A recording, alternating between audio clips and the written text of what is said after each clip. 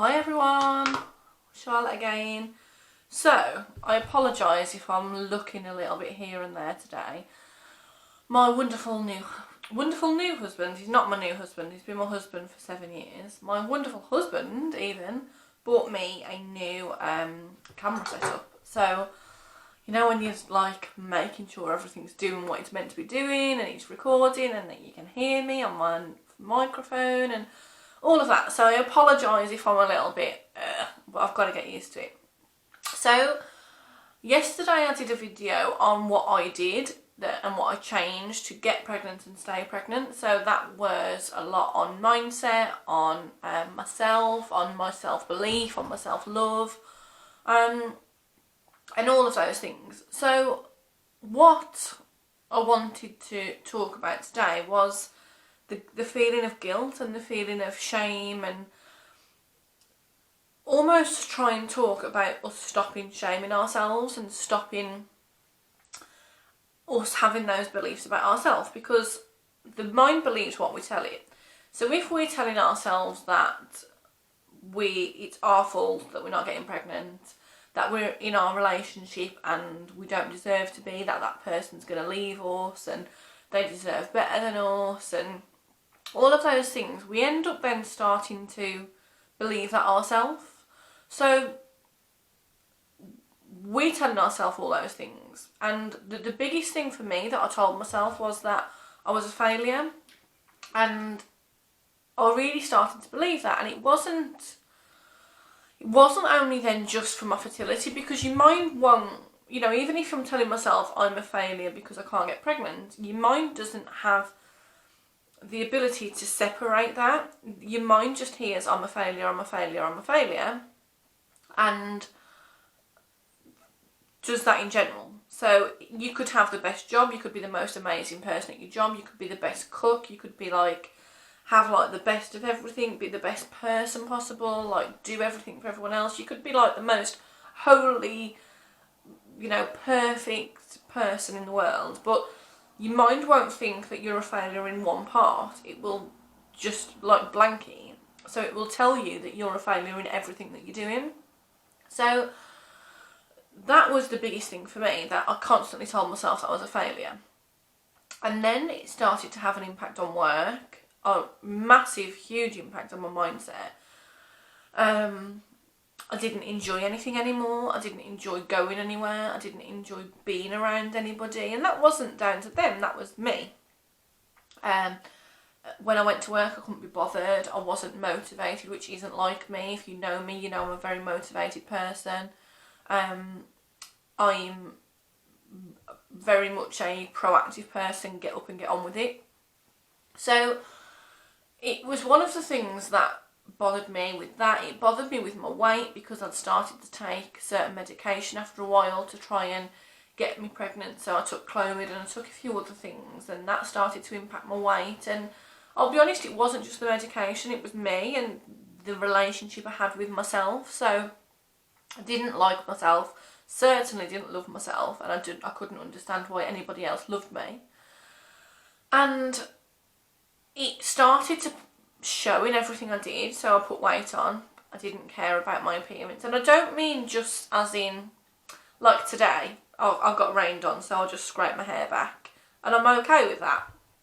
Years and years and years ago I wasn't okay with that. If you saw me, I always had full face of makeup. I had to be perfect, because I truly thought that my looks distinguished who I was, and that made me. And whilst, yes, anyone who knows me knows if I'm going out or whatever else, I like to get dressed up, and sometimes I do just put a face full of makeup on just because I want to, but I've learned that I don't have to. But it wasn't just that as in being comfortable in my own skin, it was just that I couldn't be bothered. I wanted to, I just couldn't be bothered. I couldn't be bothered to go out. Mark used to say, come on, let's go here, or let's go to the cinema, or let's go bowling, or let's go, and my response to everything was that I couldn't be bothered. So it just had this impact on absolutely everything. And the reality of the matter is I was doing it to myself. I was shaming myself. I was ashamed of myself because I couldn't do what every other woman could do, or, you know, apparently could do. And I didn't know anyone at the time who was going through a fertility treatment. I didn't know anyone who was struggling. So it just seemed like everyone else, and you know, God, fast forward now into 2020, we live in a perfect world on social media, don't we? Everyone's got the perfect life and perfect children and all that BS, and I'm not about all that, I don't like it. But I genuinely thought, well, everyone else is fine, everyone else's lives is fine, and there's just me here. Little did I know. But it affected everything. I was ashamed of myself, and I was ashamed of multiple things about myself. So not only the fact that I couldn't get pregnant, the fact that I'd let myself go, like mentally, physically, emotionally. I didn't want to talk to anybody about it. I wouldn't open up. I completely put this huge brick wall in front of myself. And I don't even really think I let Mark in. I don't think I ever really explained to Mark how I felt and why I felt that way. I was so angry. I was just so angry at the world. I was so angry at everybody and everything. And I'm not going to say it's wrong, because I don't think it's wrong to be angry. I think it's your emotion and you need to let it out. But the problem was I didn't know how to let it out. It made me then bitter. So I was angry and bitter, and that, believe me, is not a good combination. So one of the things I talk about all the time on my coaching programs is about your emotions, and that it's fine to have emotions, but we need to understand what they are and why they're there, and then learn how to deal with them. So it's either getting to the point where you can break that down and really understand, because a lot of the time behind emotion there's actually something else. There's something else that's wrong. So I didn't have a clue how to deal with these emotions. I was just angry, and that was it. And it just came out whenever I felt, you know, I felt I couldn't deal with it, or one little thing. You know, the saying that the straw that broke the camel's back. Poor Mark had like quite a few times where he, I don't know, he probably left the lid off the toothpaste or something quite small, but you'd have thought that the world was ending because I was screaming and shouting and ranting and raving. But it wasn't about the toothpaste lid, it was about everything else that I had going on in my head. And it's learning to deal with that and really stop being ashamed of yourself. And the thought now of like anyone being ashamed of themselves because of that makes me quite emotional, because I've been there and I know how much I beat myself up about it. And I don't know, and believe me, that doesn't mean to say, like I say on pretty much all the videos I do, it doesn't mean to say that because I've got a 5-year-old now that this goes away, because it doesn't, and your worry just transfers, and I say that all the time as well. But even talking about it, I can remember myself, I can remember how much I hated myself, I can remember how much I didn't love myself. I didn't think I was worth anything. I didn't do anything about it. I didn't do any work on myself, on my mindset, on my spirit, on my self-love, nothing, because I just thought, I'm not worth it. I'm a failure. And that's what I told myself constantly. And if you tell yourself something long enough, you will start to believe it. And I did. And even when I got pregnant eventually with Remy, so like fast forward 5 years, I got pregnant with Remy through IVF.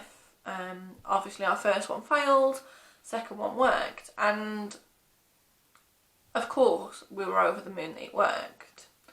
But I can't say, like, you know, like that freedom when you totally feel free, you don't feel like worried, like that's how I feel now in life, and I'm so blessed to feel like that and to have got to that point. And it's hard to get there, trust me, like it's really hard, but I'm in a place now where it sounds really stupid, but I've drove back from a shop this morning, and I live by a really nice nature reserve, and I drive over a little bridge to get back home, and I just smiled to myself and said thank you, because now I appreciate all those things. I appreciate that it was a little bit sunny, a little bit cold, just took my daughter to school, and I'm doing what I want to do, and I'm enjoying it, and I know how to deal with things as and when they come up.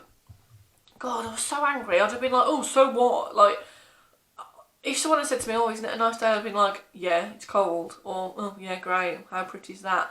I was so angry about everything. I didn't And I get frustrated with myself now because I missed so much. Like, I wasn't taking in so much because I was just so focused on this one thing.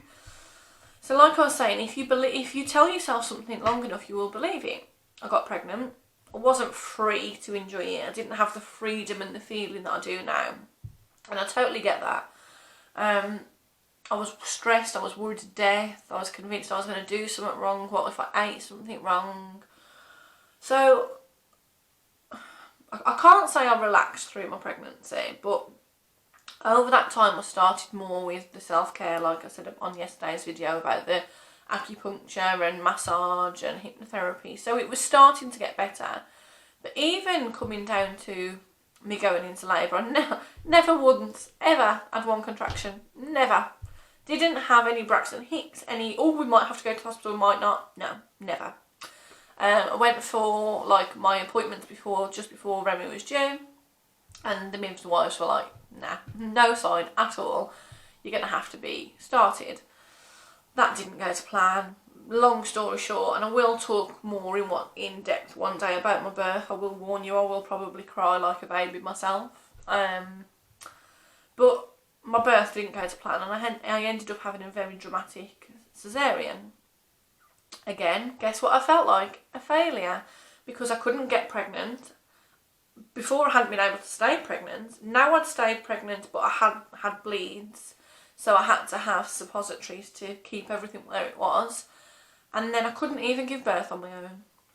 And even my cesarean wasn't a simple cesarean, you know, as far as simple cesareans go. It was very dramatic, shouldn't have taken the amount of time it did, quite worrying. So I just felt like a failure. Then what do you think I felt like when I started motherhood? I didn't feel that overwhelming. Oh my God, we've finally got this baby and I'm going to be a brilliant mother and I'm going to be great and this is what I was meant to do. I just thought, oh God, I'm going to fail somewhere. I'm going to do something wrong. And I was constantly worried that someone was going to look at me. And I always say, I think it was a bigger thing, but like in England, Mary Poppins is a big thing, like a big film. And I think because it's come back round again, like I think it was last year or the year before, it came back onto the TV. So if you're watching in England, you'll definitely know what I mean. But I think most people will. But Mary Poppins is like this perfect, I suppose in this day and age we'd call her like a childminder or nanny or something. And she's just like wonderful looking. She's like so patient. She never loses her temper. Everything's perfect. She can do everything. She can cook everything. Like, she's just perfect. And I felt like everyone just expected me to be this Mary Poppins mum. That, you know, if I ever said I was like, oh, I'm tired, or the baby didn't sleep well, or, you know, my cesarean scars, oh, you wanted the baby? And I was like, I know. And it was a little bit like my back was against the wall and I was feeling a little bit attacked. And maybe some of it was me, and now when I look back it was, because I was struggling a lot and I didn't put my hand up and say anything. But it just felt like everyone expected me to be Mary Poppins' mum, perfect mum, you know, and that doesn't exist, and I'm okay with that now. It doesn't exist. I'm hopefully the perfect mum to Remy, and she's the perfect child to me, and we have our little perfect family, and sometimes that's perfect, sometimes it's not, but it's perfect for us. So of course I went into being a new mum feeling like a failure straight away. So I never gave myself the credit that, you know, my husband was self-employed, he had a week off work, it'd already taken longer, you know. It's meant to take about 2 days at the most to have a baby, it took me a week. So he'd already had like a week off, so he had another week off, I had to go back to work, everyone was at work. And I felt like, you know, I never gave myself the credit that actually, do you know what, you get up every day, you deal with this, you look after this baby by yourself all day. My husband was at work all night. I used to take the baby out for walks, take it here, take it there, like, I never gave myself credit for any of that. All I did was beat myself up about the stuff I didn't do and the stuff we didn't have. And that mindset started to creep into other parts of our life. So we needed to go there on holiday. We needed to do this. Our child needed to go to Disney. Our child needed to do this. Our child needed to do that. Because if not, I was a failure. And I wasn't a failure. Oh God, like now I wish I could go back and like punch myself in the face. But I wasn't. And it's taken me years, but my message to you is that don't shame yourself. And if there's something in this that you can relate to, I hope that hits home. Give yourself credit for what you are doing. Give yourself credit for the fact that you've sat and watched this video, which is 15 minutes long so far, if you're still watching, and you're trying to learn, you're trying to grow, you're trying to better yourself, you're trying to understand, you're trying to build your knowledge. And as I always say, and if you haven't watched my top 10 tips for conceiving and getting pregnant and staying pregnant on YouTube, go over and watch them. It's Charlotte the Fertility Coach.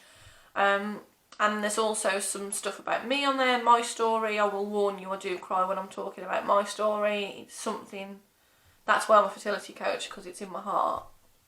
But don't be so hard on yourself. And I know it's a really easy thing to say, and we tell everyone else that all of the time, but don't be. You don't deserve it. Don't rip yourself to shreds. You're a good person. This isn't your fault. All you can do is learn and grow from it, and that's all you can do, and you're doing it. So give yourself credit.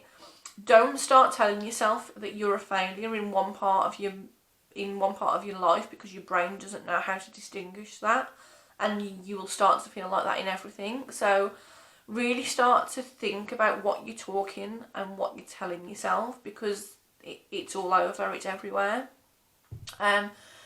So yeah, that's my message for today. I hope that I haven't been too much like that. I have been trying to make sure everything's recording and that everything's still flashing and the time's still going and the volume's still there. So it will get better, I promise. But if you like this, then head over to my YouTube channel, Charlotte the Fertility Coach, to subscribe. Give me some likes. Let me know if there's anything you want me to talk about. If you don't follow me on Facebook, I'm the Fertility Coach. And on Instagram, I'm Fertility Coach UK. If you want any more information about my fertility coaching programs or Reiki or hypnotherapy that's specialist for fertility, please let me know. I am based in the UK, but I work with women all over the world. It's all done online, it's all flexible, so please let me know if there is some help that I can provide you with. Thank you.